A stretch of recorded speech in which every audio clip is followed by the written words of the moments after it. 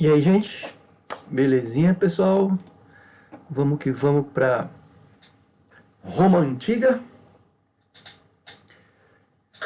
Ótimo, vamos lá. A gente sabe que Roma pode ser dividido em três grandes períodos.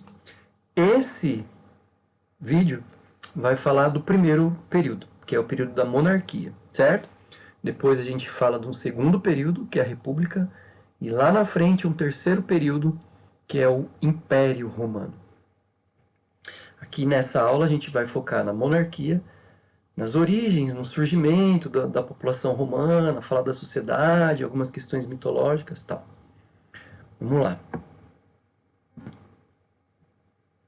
Assim, antes de eu começar a contar a história, de eu falar dos componentes sociais da mitologia, vamos só pensar aqui o significado dessas palavras, né? Monarquia, república, império, e entender mais ou menos a época que elas aconteceram. Vamos uma por vez, né?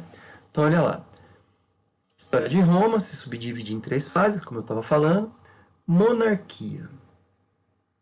Lembra que a gente divide a palavra? A questão da etimologia da palavra, o significado da origem da palavra, né? Mono, vocês já sabem, vocês já viram isso em outros momentos. Por exemplo, monoteísmo. Mono um, tel Deus, crença em um Deus. Monossílaba, mono um, uma sílaba. Monarquia, mono um, arquia, poder. Portanto, a monarquia quer dizer que o poder está concentrado na mão de uma pessoa, do monarca, ou do rei, ou da realeza, são sinônimos, mas sempre em torno dessa palavra central, que é monarquia. Essa foi a primeira fase de Roma. E olha lá, ela durou até 509 a.C. 500 anos antes de Cristo, Roma estava terminando o seu período monárquico. Tá, professor, e quando começa a monarquia? Aproximadamente 1000 anos antes de Cristo. Segunda palavra, uma palavra latina, república. Res é do latim coisa e pública, sem acento em latim, é a mesma coisa que pública com acento em português. Então, ao pé da letra, res pública seria a coisa pública, né? Numa república, teoricamente, a questão política deve, teoricamente, funcionar a partir dos desejos, dos anseios de um grupo, da questão pública, do povo. Claro que a gente pensa o termo república hoje diferente da questão da república naquela época. Né? Lembra que, se a gente for retomar a Grécia, por exemplo, não eram todos que participavam da política de fato. Né? Mas a gente entendeu isso como um degrau histórico. Porque antes dos gregos, antes de Roma, no nosso caso aqui de hoje, antes da República, se a gente pega, por exemplo, os egípcios, vocês viram lá que eles tinham um rei Deus. Era uma monarquia teocrática. Não é? Então, um comanda. Naquele momento, naquela época. Agora, os gregos e os romanos deram esse salto além na questão política. E ao longo da história, daqui para frente, na Idade Média, moderna, até a contemporânea, novos saltos do entendimento político humano vão acontecer através de filósofos políticos, pensadores e de práticas, de avanços e recuos dentro dessa lógica da participação do público. Beleza, não vamos nem entrar nesse contexto. Vamos focar aqui na palavra. Coisa pública. Império. Né? Alguém pode perguntar, mas espera aí, qual a diferença entre um monarca e um imperador? Veja bem, o imperador é uma pessoa que tem uma formação militar.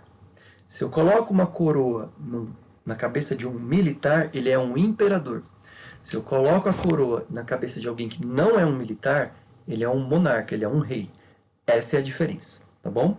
Então lá na frente, quando a gente for ver a parte do Império Romano, todas as pessoas, todos os indivíduos que colocaram uma coroa na cabeça tinham necessariamente uma formação militar. Isso é só para a gente explicar as palavras. Monarquia, República, Império, tá bom? Aqui embaixo eu coloquei então a sequência, né? Então a gente já viu a monarquia, aqui a República, dentro dessas datas, e aqui o Império, tá bom? Então a gente vê aproximadamente 500 anos de monarquia, aproximadamente, né? Eu estou arredondando os valores, 500 anos de República, e aqui também quase 500 anos de Império, Império Romano.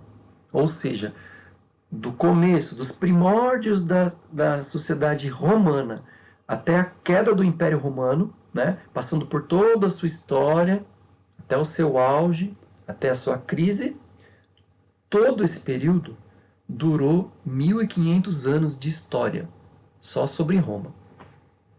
Beleza? Tá. Vamos lá.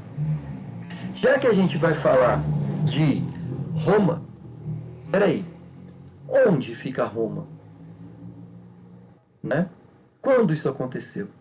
Que povos formaram os romanos? Ora, está escrito ali, ó, na Península Itálica. Daqui a pouco eu coloco uma imagem para vocês verem. Lembra da Grécia? Península Balcânica, lá no sul da Europa. Aqui, Roma é Península Itálica, parece uma bota. Né? Tem um salto alto, um pé. Vocês vão ver a imagem daqui a pouco, vocês vão entender o que eu estou falando. O que tem ali em torno da Península Itálica? Mares Mediterrâneo, Adriático, Tirreno. Lembra que península é uma extensão de terra que se estende, uma porção de terra, um braço de terra, vamos dizer assim, que se estende para o mar. Então tem o continente, de repente tem uma península, um bico, uma porção. Né? E ali, no caso da Península Itálica, rodeada pelos mares Adriático, Tirreno, que pertencem ao mar Mediterrâneo. É ali. Agora, quando? Eu já adiantei. Quando que surge a história dos primeiros povos? 1000 anos antes de Cristo. Ou seja, a gente está falando de um povo que surge aproximadamente 3000 anos atrás. Muito tempo, não é? Então, lembra que eu dizia, lá na pré-história, desde do Paleolítico, e as pessoas, né, elas iam ocupando o planeta em busca de abrigo, de água, de alimento, de caça, de comida, raízes, frutos. Elas eram nômades, né, elas se espalhavam. Pois bem, saem da África, vão para a Ásia, vão para a Oceania e vão para a Europa. E chegam até o sul da Europa. E lá vão se instalando pequenas comunidades, o tempo vai passando, vai formando pequenos povos, como esses daqui, por exemplo. Gauleses, etruscos, sabinos.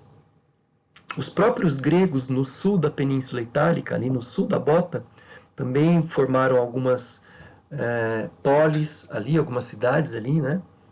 E, sobretudo, os latinos. Eu coloquei em destaque aqui os latinos.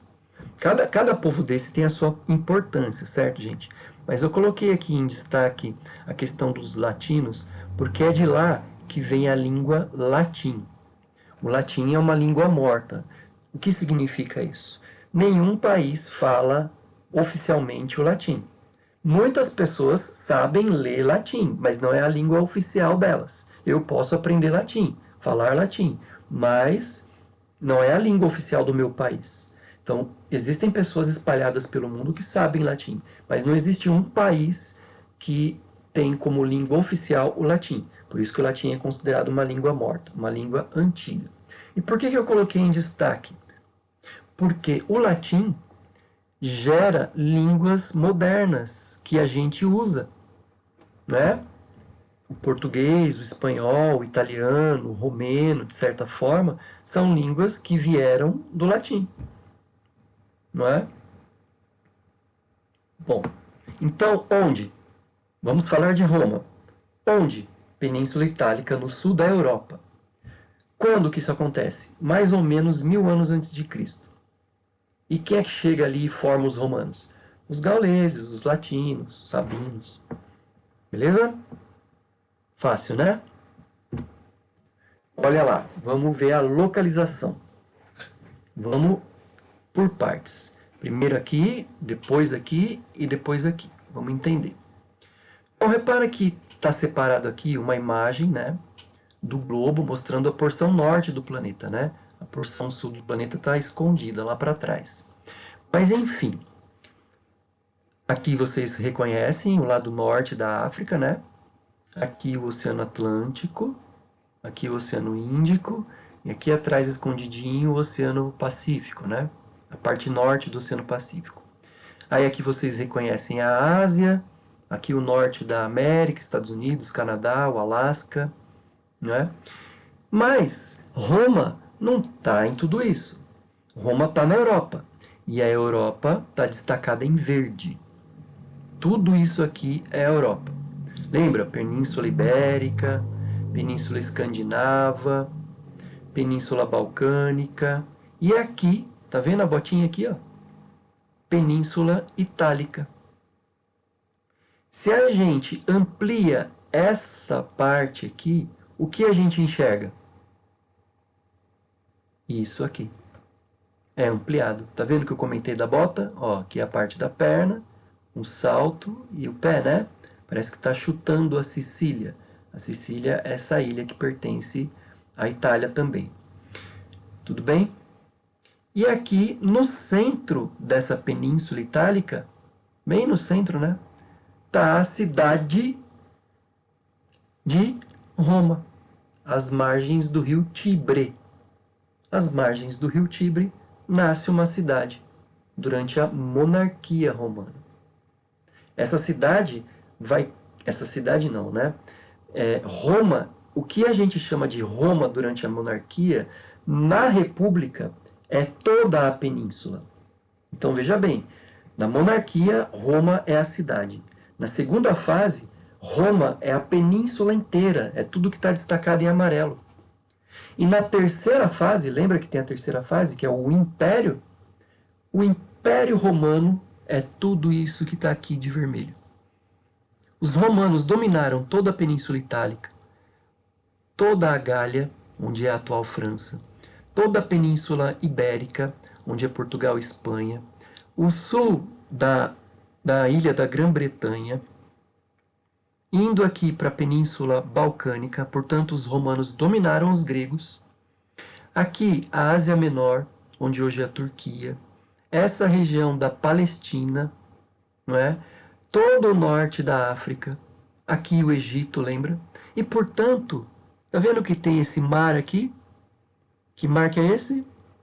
Mar Mediterrâneo. O mar Mediterrâneo virou, digamos assim, uma lagoazinha particular dos romanos.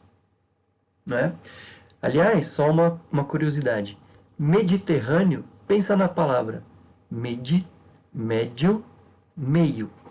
Terrâneo, terras. É o mar entre terras. Mar Mediterrâneo. Quais terras? Ué, as terras da África e as terras da Europa. Legal, né? Localizados, então, é aí que vai acontecer a história do maior império da antiguidade. Olha só quanto que esses caras dominaram. Tudo isso, para a Idade Antiga, é muita coisa, gente. Tá bom? Então vamos lá.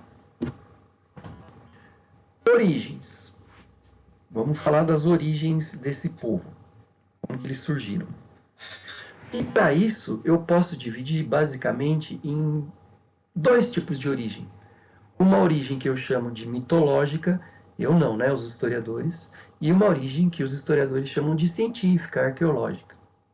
Vamos de mitológica primeiro. Mito. Lembra que lá na Grécia, o mito grego estava concentrado principalmente nos livros Ilíada e Odisseia, escritos por Homero? Pois é, Aqui existe um poeta chamado Virgílio, que ele escreveu um épico, né, em latim, chamado Eneida. E lá na Eneida, né, vocês podem procurar o livro, conta a história de um herói chamado Enéas, que foi navegando pelo mar Mediterrâneo, chegou na Península Itálica, enfim. Ao longo dessa narrativa, aparecem os personagens Rômulo e Remo, que eram duas crianças que foram colocadas numa cesta, desceram um rio abaixo, foram encontrados por uma loba. Eles corriam risco de vida porque eles eram filhos de reis, e o tio deles estava no trono. O tio deles tinha medo que as duas crianças quando crescessem, tomassem o trono do tio. Então o tio manda matar, e aí alguém vai lá e coloca eles na cesta, e ele desce rio abaixo, como criancinhas, né, recém-nascidas praticamente, e eles são encontrados por uma loba e amamentados por uma loba. E então eles crescem fortes, eles descobrem que eles têm sangue real, que eles deveriam ter o direito de se tornar reis. O Rômulo mata o Remo, se torna o primeiro rei de Roma. Tá. Nossa, mas ele foi amamentado por uma loba mesmo? Gente, origem mitológica. Lembra? São lendas, são mitos contados por aquele povo. Todo povo tem o seu mito de origem. Todo povo. E os romanos não seriam diferentes. Então, essa é a origem mitológica. O primeiro rei da monarquia romana foi Rômulo. Rômulo. Tá? Essa é a versão mitológica. Aí existe a versão histórica, a versão científica, a versão arqueológica, que trabalha com documentos, não é?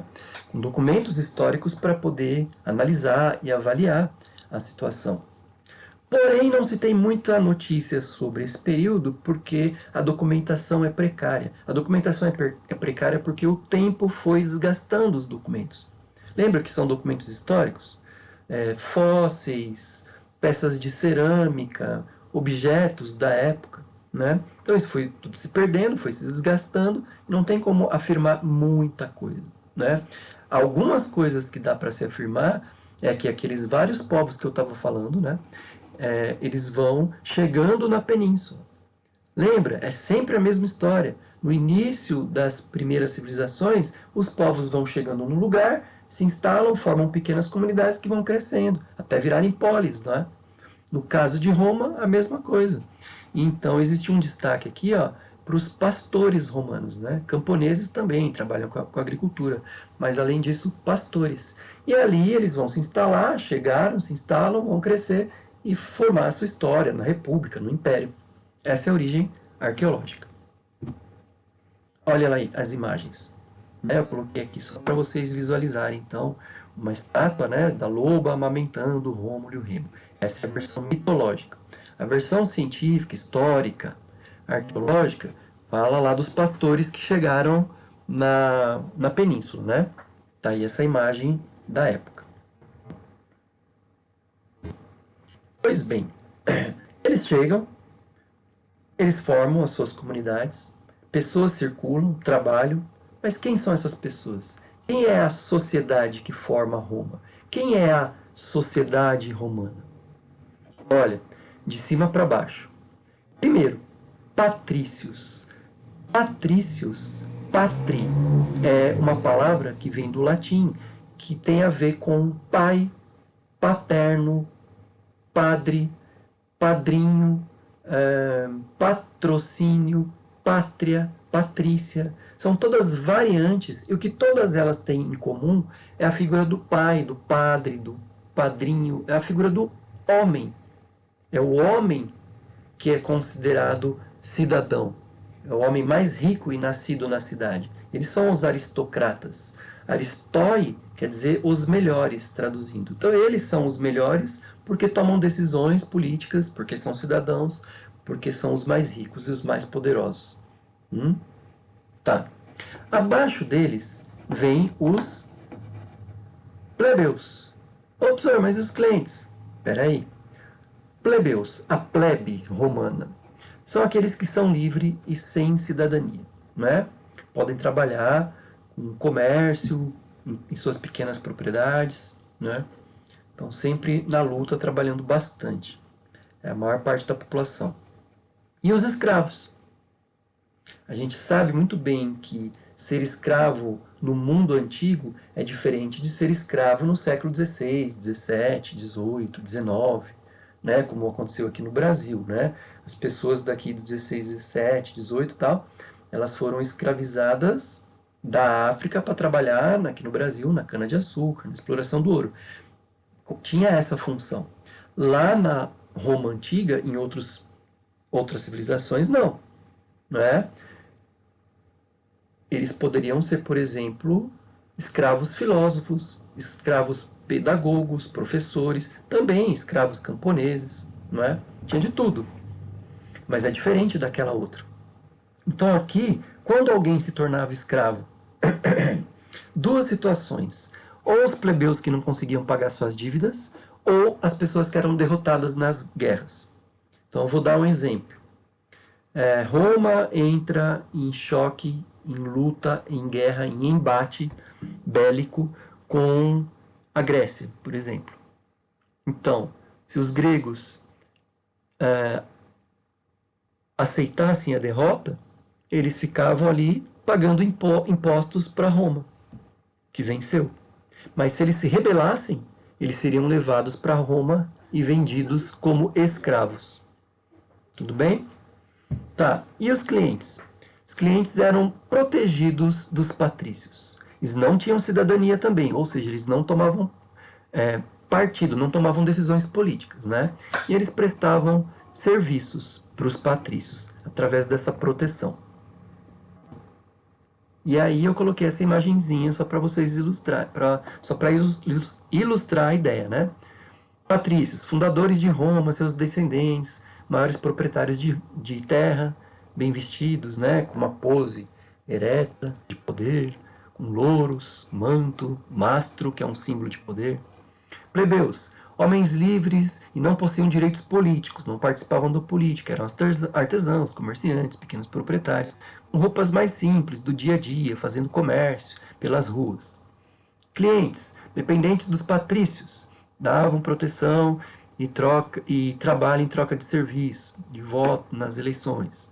E os escravos, que eram prisioneiros de guerras, né, e seus descendentes ou pessoas que não pagavam suas dívidas.